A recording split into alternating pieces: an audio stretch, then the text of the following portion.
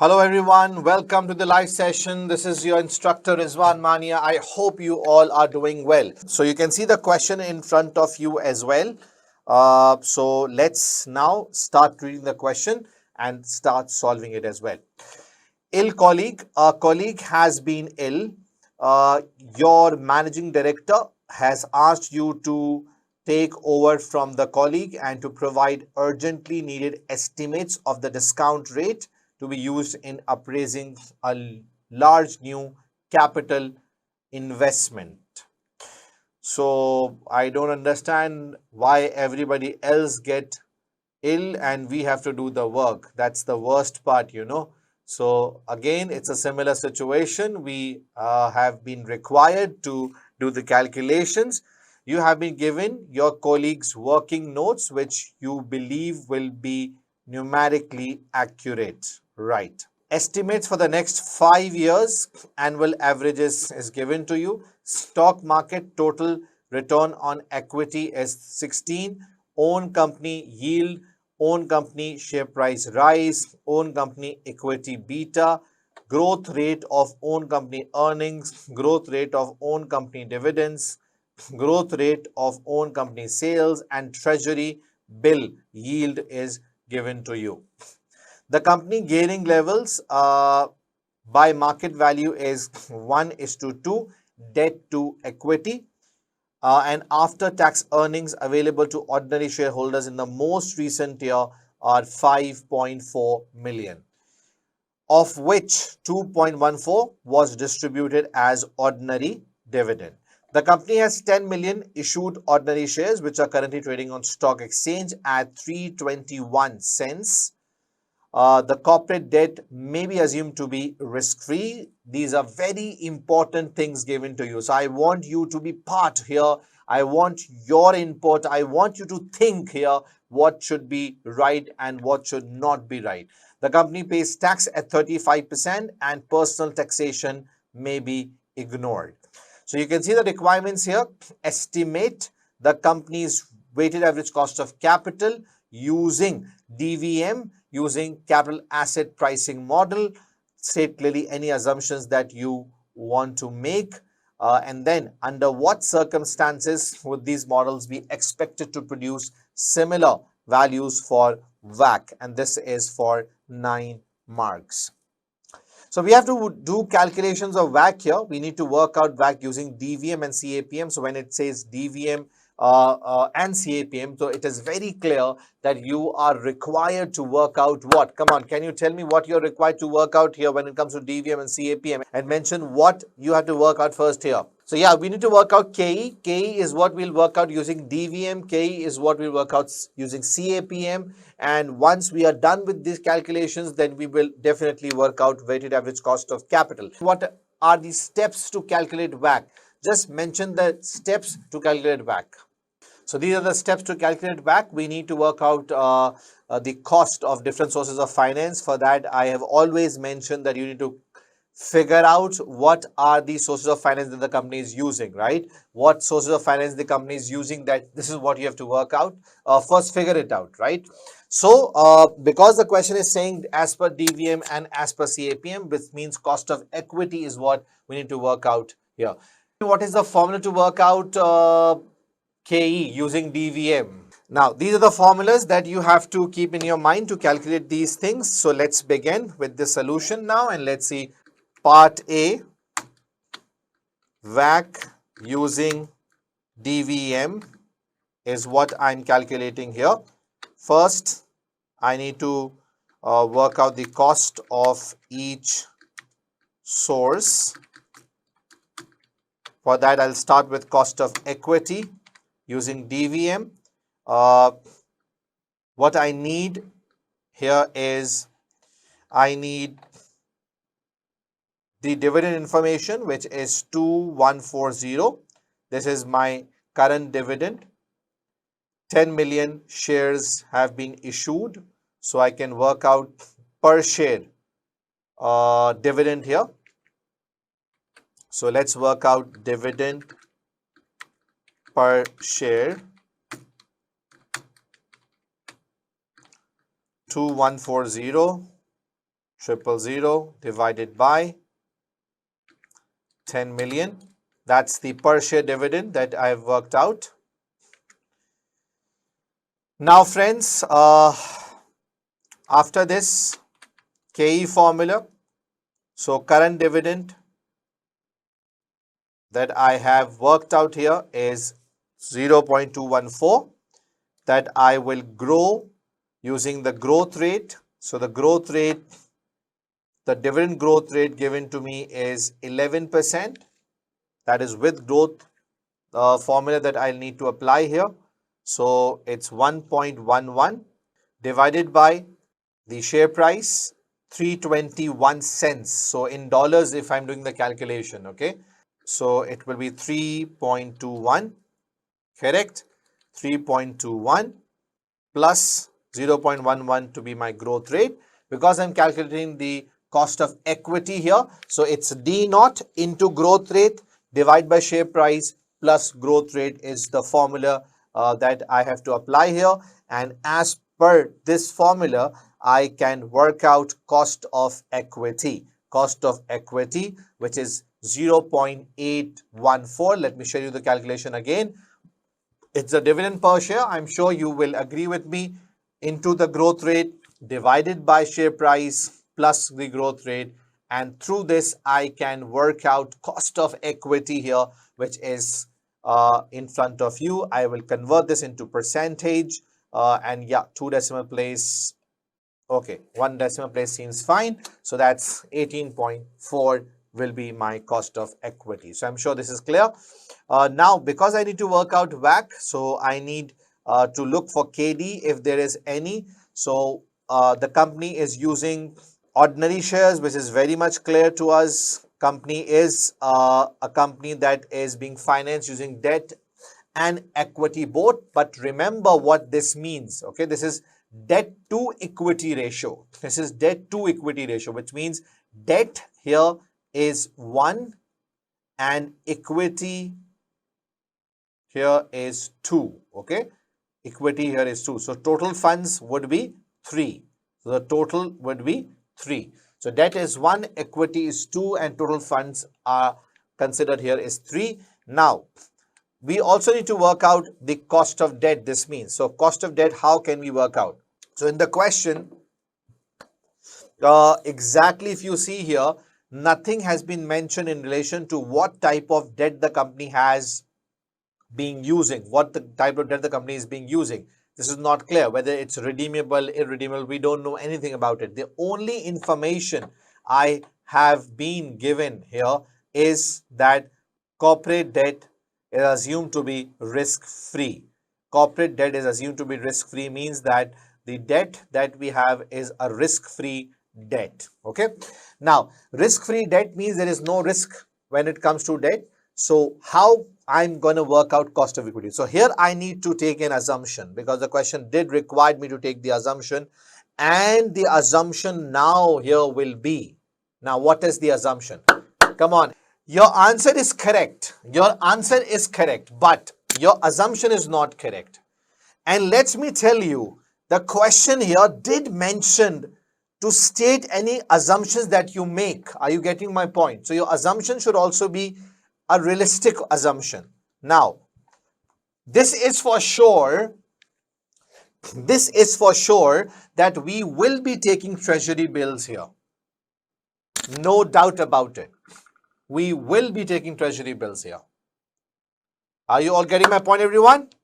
We will be taking treasury bills here, but what is the assumption? The assumption is treasury bill is considered as a risk-free rate, yes or no? As per CAPM, if you recall, treasury bills is considered as a risk-free rate, right? So if treasury bill is considered as a risk-free rate, so just relate this with this, that debt may be assumed to be risk-free. So if the question says that debt is a risk-free thing, then I can assume that I can take a risk-free rate. And what risk-free rate is available to me? So the risk-free rate that is available to me is treasury bills yield. So because treasury bill yield is a risk-free rate, and because corporate debt assumed to be risk-free, so that is the assumption that I can take here, that because corporate debt is risk-free, so we are assuming that corporate cost of debt will be equal to risk-free rate. So this is what I have to mention here, and what I'll mention is that as debt is assumed, as debt is risk free, so KD can be assumed to be same as risk free rate. Correct? Which means I will take here treasury bills 12%, but because this is debt, so I need to take the impact of taxation. What do you think? Yes or no? I need to take the impact of taxation here. So I need to make sure that I need to make this after tax because I'm calculating WACC. So how I am gonna do this is 0.12 into 1 minus 0.35 is my tax rate, and like this 0.12 into 1 minus tax rate is the answer, and this I will convert into percentage. So this will give me 7.8% as my KD. So the assumption is that because corporate debt is risk-free, so I'm assuming that to be same as the risk-free rate. Clear, everyone? So I think we are done with these two things. Now coming towards the other area of calculating WACC. For that, what is needed? So I have to work out the WACC using the values. Now, which values are we taking here? So yeah, this is by market values. 1:2 is given. So I did mention this is debt to equity ratio. Remember, this is not debt divided by capital employed. Are you clear? What is the difference between debt to equity and debt divided by capital employed? So in case of debt divided by capital employed, we take total funds together. This is debt to equity ratio, which means if debt is 1, so equity is 2. If debt is 1, equity is 2. So combine, if we make these two, so that will be 3 altogether. 3 altogether, right? So I think there is no need as such to work out the market values because we are given with the ratio itself, which means ratio is given. So we'll use the ratio to directly work out WACC. So what will be the calculation in that case? If I use these ratios directly, so the calculation here would be my cost of equity. I'll just open the bracket here. My cost of equity is given to me into 1/3. Okay. 1/3. This is my equity side plus bracket open plus cost of debt into, sorry, equity is 2 here. Okay, into 1/3, and this is the calculation of WACC. 2/3 is the proportion of equity. What is 3? I did mention 1 plus 2 is 3, right? The total funds. So 2/3 into cost of equity, 1/3 into cost of debt. And like this, I can work out my WACC, which will be 14.9%. So 14.9 is my WACC. I'm sure this is clear to all of you, right? This is simple, clear, no issue at all. This is the calculation I've done as per DVM. Now, what I am doing here I will start my calculation as per WACC as per CAPM. Now, if I start the calculation of WACC as per CAPM, things that will not change, things that will change. So I think let's do one thing. Let's copy what I've done above and let's use this below wherever I can. KE that I need to work out now is as per CAPM. So what is the formula of CAPM? The formula of CAPM is RF plus bracket open RM minus RF into beta. So what information I have here? Do I have RF? Yes, that's 12%.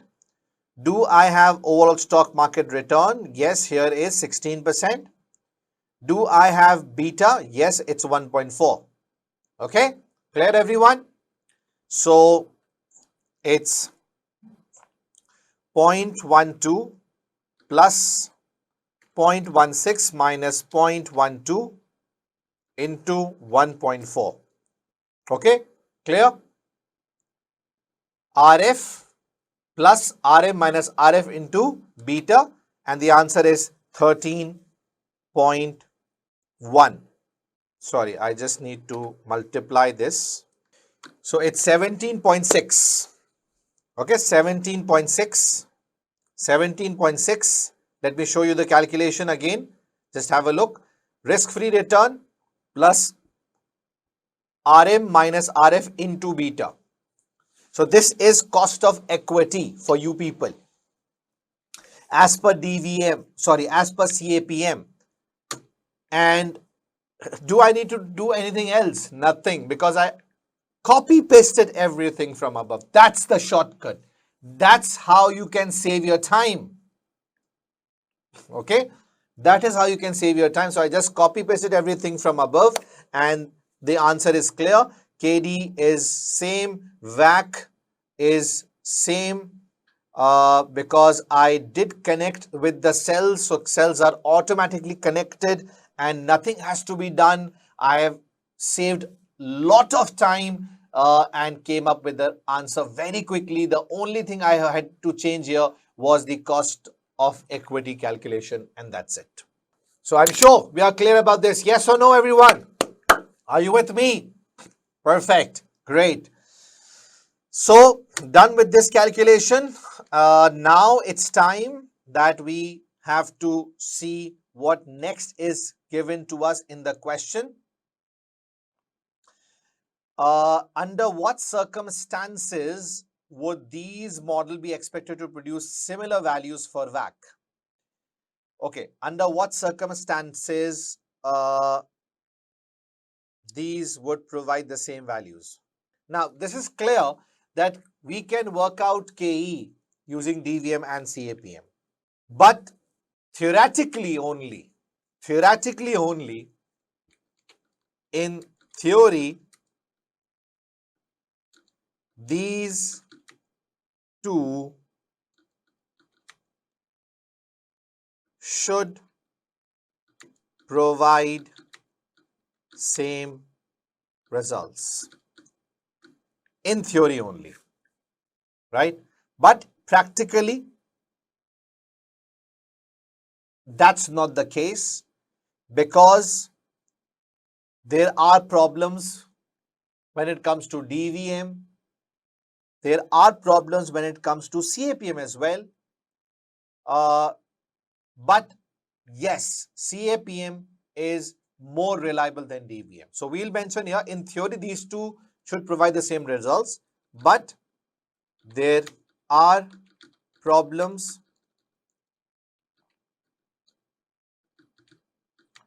due to which same results are not possible. Like, for example, in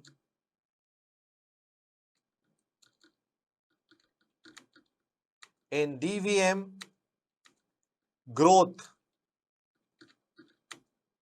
rate estimate may not be correct. Okay, that's why you might not get the same answers. Plus, in case of CAPM as well, there are problems in terms of the data that you use. Like for example, beta. Beta is an estimate used in CAPM, and in CAPM, beta is an estimate. Okay, so theoretically they would produce the same results, but due to these problems, it's not the case.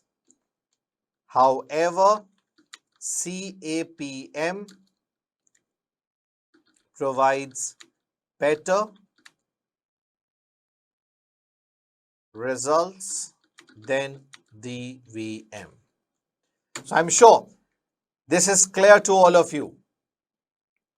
The question required us to answer under what circumstances these models would produce similar results. So that's just the theoretical case where the results would be same because of market imperfections, because the growth rate estimation of DVM results would not be same.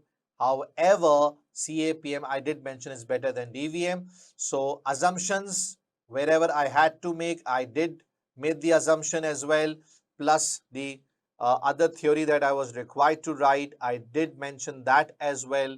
So I'm sure it's clear that how we have to write these answers. Obviously, uh, these are just the basic things that you have to write here. So if you are if you have been given with word processing sheet here, so you will write this in form of paragraph. CAPM is better than DVM because CAPM is more practical, like it considers market-based risk and return. Okay, so because it considers market-based risk and return, because it considers the beta, the risk factor, because it incorporates the risk factor, that is why CAPM is considered better than DVM. Is that clear? Now, after this, let's see what are we required to do next. The question is, you are now informed that the proposed investment, okay, is a major diversification. Okay, so do you know what this means? Into a new industry, and you are provided with the following information about the new industry. Now, what is the information? Average industry gearing level by market values. 1:3 debt to equity. Average beta equity is given to you. Using relevant information from part A and B, recommend is the examinable verb. Recommend. You have to recommend here. Which cost of equity should be used for the investment? So you have to mention, you have to recommend that which is the better one. Any relevant calculations not included in your answer to part A should form part of your answer. Obviously, definitely, they are requiring you to do the relevant calculations as well, which you think would be useful in your recommendation as far as the cost of equity is concerned. Now, friends, listen, in part B, first thing is very clear because you have to recommend here. So we will definitely mention here, uh, there is a major diversification, okay, which means business risk of the company and the project will differ. Okay, so in that case, the existing KE for WACC will not be useful. Correct? That's for sure. That is clear. So the company needs to work out risk adjusted WACC. Okay, and how that works? So proxy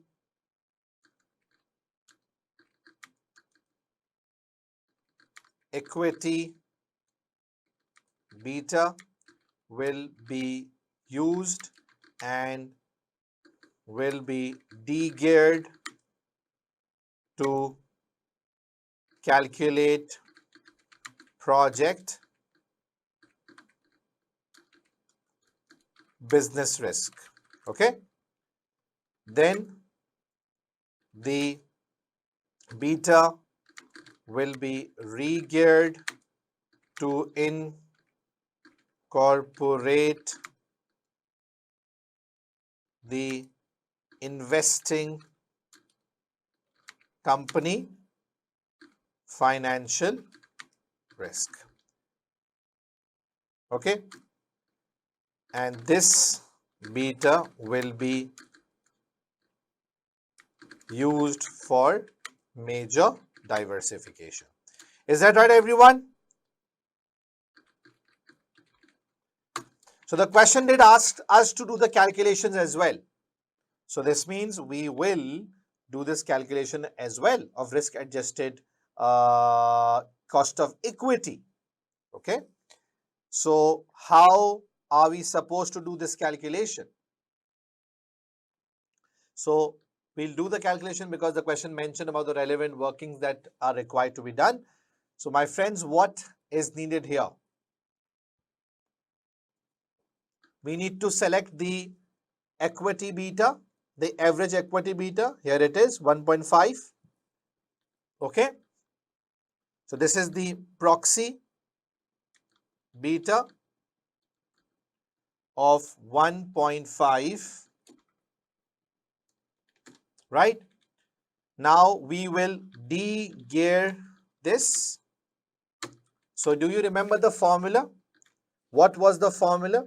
The formula to de-gear was beta asset is equals to beta equity into value of equity divided by value of equity plus value of debt into 1 minus tax. What was this the formula? Right, everyone? Are you with me? Say yes or no. Okay. So this was the formula. So this is what I have to apply here to work out beta asset. Beta asset. So let's do it. 1.5 into bracket open. For de-gearing, we'll use this debt to equity ratio, 1 for debt, 3 for equity, 1 for debt, 3 for equity here. So 3 divided by 3 plus 1 for debt. And do we need to make this after tax? Yes, we need to. So that's 35% is the tax rate. So I'll multiply this with 0.65. Okay, 0.65. Are we clear? Is that clear to all of you, please? I'm sure this is clear to all of you. So this is how we're going to work out. This is how the working needs to be done for the beta asset. Right? That's 1.23 beta asset de-gearing done. Now re-gear asset beta is what we'll be re-gearing now. So because we need to work out beta equity. Okay. Now how to re-gear, friends? We'll be using the asset beta calculation done above, right? And using that, we will be calculating the value of risk adjusted equity beta. Now, if you see here, how to calculate this. So this is the same formula that we are using the same formula, but now I have beta asset with me, and beta equity is what I need to work out. And because I'm doing regearing here, so for regearing purpose, I have to use the investing company financial risk. Are we clear? I have to use investing company financial risk here. So for that, investing company debt to equity is 1:2, right? So this is what I'll be using here. Now, because I need beta equity, the regate beta I'm talking about. So the formula here would be asset beta divided by 2 is the company's equity value, divide by 2 plus 1 into 0.65. Okay. Are we clear, everyone? Right. So this is the answer. You can see beta asset divided by value of equity for investing company divided by value of equity plus value of debt into 0.65. And you can see the answer of 1.64. 1.64 is the risk adjusted equity beta. So is this clear to all of you? This is how you have to solve on the spreadsheet as well. Okay. No need to write formulas in the paper. No need to write the formulas. Examiner already know the formulas. Okay. So if this is the case, we'll work out risk adjusted KE for WACC now. And this is the KE that we're going to use here. So the rest calculation is simple. Risk-free rate is 0.12 plus overall market return is 0.16 minus 0.12. And the beta that we're going to use here will be 1.64. 1.64. Right? And in terms of percentage, this is the cost of equity. So this is the calculation that we have done here. I hope this is clear how degating has been done, how regating has been done in this part. Because you had to recommend, so we did recommend that you have to use risk adjusted one. We did mention the reason for that because the business risk is changing because of major diversification. This is what you had to mention. And because the question required you to do relevant calculations not done in part A, that is why I performed this calculation of risk adjusted KE as well. So that's it. Right. True. Now, the last part is discuss the problems. Discuss is the examinable verb. What? Problems estimating the appropriate data inputs for using CAPM in investment appraisal. Now, what are the data inputs used in CAPM? RF, RM minus RF into beta. That's the data input. Yes. Now, what problems are associated with these? First of all, when I say RF, okay, so the problem with RF is what? The question is, what is the appropriate risk-free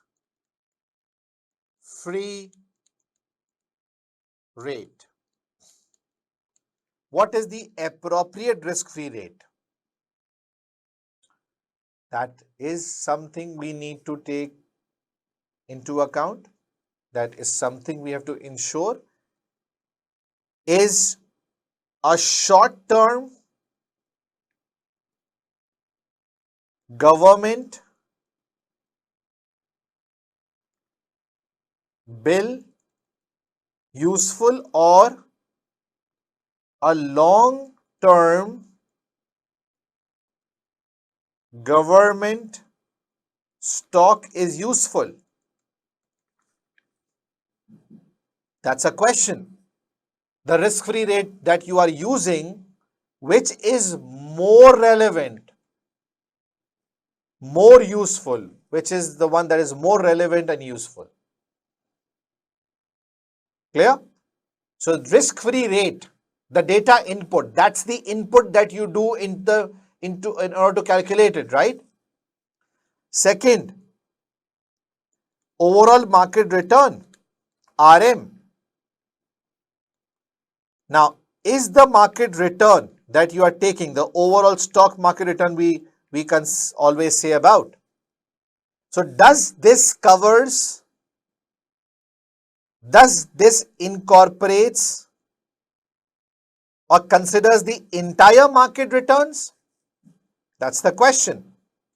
Okay. So does this covers the whole market? Does this represents the whole market? That's the question. Correct? Third, the beta that we use. Now, definitely, beta does uses historical things. Beta does uses historical things like the risk. Now, it assumes that the future risk will be same as the past risk. Beta is an estimate, right? Beta is an estimate. So it assumes that the future risk will be same as past risk, which might not be the case.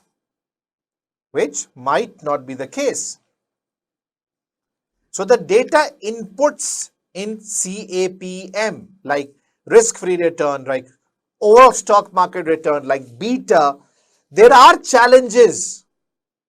There are challenges in relation to these, and because of these, one can say that obviously we cannot get the perfect answer of cost of equity.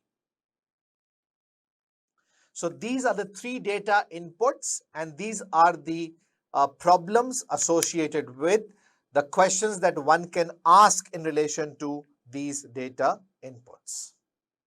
Understood, my friends? Is that clear? So this was the third requirement that we had to answer. And yes, whatever I mention, we do mention things in form of paragraph. This is also in form of paragraph. This should be in form of paragraph. This should be in form of paragraph. And the entire question was designed on WACC, which covered the basic WACC and also the component of risk-adjusted WACC. Okay. So I hope the entire answer and solution is clear to all of you. Thank you very much. Stay blessed, aggressive, motivated, and take care. Bye.